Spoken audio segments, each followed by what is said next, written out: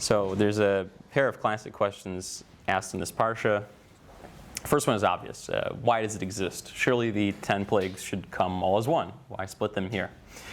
The answer, unfortunately, causes the second question. This is the point in the story in which there's no longer a way out for Paro. The pasuk says, "V'yomer Hashem al Moshe, bo al Paro ki ani chicbarti es libo ve'esleiv avadav." This is the part where we get mafurish that Hashem now is stopping Paro from actually being able to do tshuva or stop what's going to happen. So that's the dividing line here. But then here comes the second question, which is, why is Hashem able to do that? Free will is something that's given to everyone, isn't it? And we see that it's so powerful it can make someone who's a chota their entire life become even a rav and zamen l'chayil haba just from doing tshuva in his last moments. So why is Paro excluded from this? The Rambam writes, both in the Shemona Parakim and Hilchos Tshuva, on this very question. So he says, okay, there's free will, but he says there's an exception. It's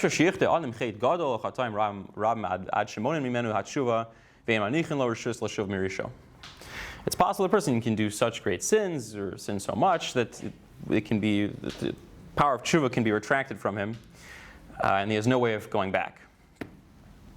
And so the explanation is that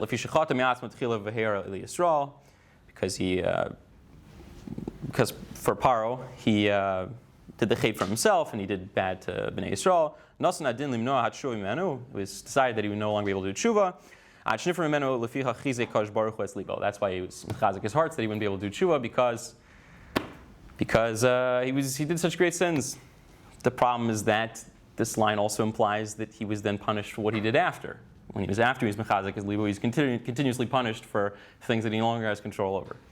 So there's a great answer on this in the Gemara in Bava Metzia, Mem Beis and Aleph, which says that if a shomer is poshea, and then the object was lost by ones anyway, he's punished.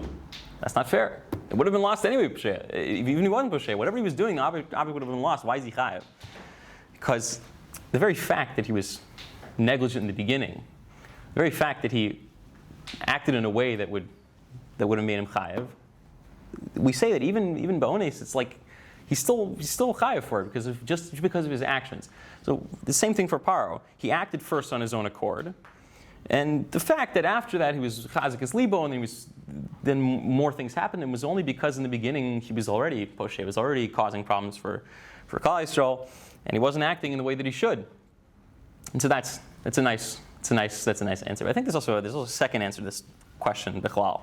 You find in the words of the Rabbeinu Yonah on Pirkei Avos. So, Rabban Gamliel, the son of Rabbi Nasi, says that a person should stay away from the rishus, the authorities, because they take from people. But when a person needs to take from them, they don't give them. They just leave them out to dry.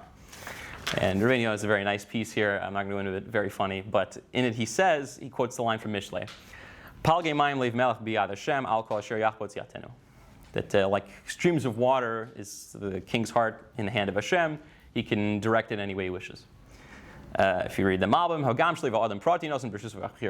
says the Malbim says that even though a person who's like a private person has reshus is given to him, he has free will. Lo kain leiv melech. It's not the same for a king. Because his decisions matter and affect so many more people. He has a sort of like klal leiv, like his will is a sort of public, and so he's nothing in the hands of Hashem. Ibn Ezra says the same, and the Rabbah says the same thing. Everyone says this, but it's still difficult because now it sounds like if you basically have any power, the more power that you have, the less free will you have. That's not fair. Hashem just controls your free will based on how much power you have. It sounds like it's way better to basically never. It sounds like the king is completely under control.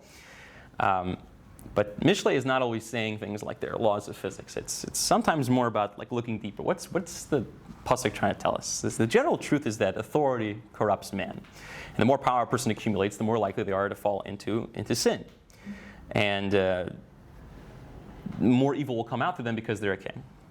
Hashem would never seek to prevent a righteous king from fulfilling his will. His reshus is entirely in his hands because as a righteous king, he does the will of Hashem, and that's exactly what he wants to do. in fact, it's even better than this, because in the following Mishnah, we have this line that stated by the same author, so it now makes sense, that he says that if someone does Hashem's will as if it were his own, then Hashem will make his will like Hashem's will, meaning he will strengthen his Bechira to do Hashem's Ratzon. It's incredible. He helps the righteous person be righteous more. And so it seems here that with Paro, it was not that his position of power, him being a melech, was what caused him to lose his free will. It was that his prior evils, his prior actions, and the way that he had acted made Hashem take control of his Levi, because as a melech, he can do so much more damage.